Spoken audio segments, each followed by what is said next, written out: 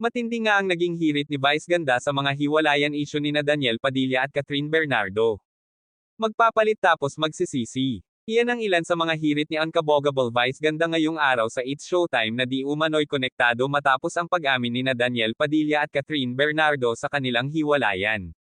Sa segment Mag-It's Showtime ay napansin ni Vice Ganda ay napansin nito ang pagpapalit-palit bing na piling box ng contestant kaya naman pinuna nito ngunit sa pagpuna at tila nahing makahulugan ang hirit nito.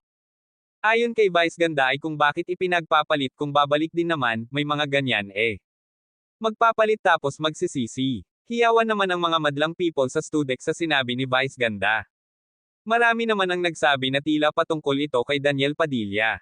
Maalalang, sobrang close si Vice ang ina ni Daniel na si Carla Estrada at parang magkamag-anak na sila. Si Daniel naman daw ay parang anak na ng komedyante parang pamangkin at botong-boto naman daw siya kay Catherine dahil mabait na bata. Mahal na mahal namin ang isa't isa, iyan pa nga sabi ni Vice sa isa sa nga interview nito. Isa nga si Vice sa fan ng Katniel at malapit na malapit siya sa dalawa. Maapektuhan kaya ang samahan nila ni Daniel dahil sa nangyari? Ayon naman sa ilan, tila gusto ni Vice na magkabalikan muli ang dalawa. Kabilang nga sa nag-comfort sa Katniel ang Unkabogable star na si Vice Ganda. Yakap na mahigpit, komento nito.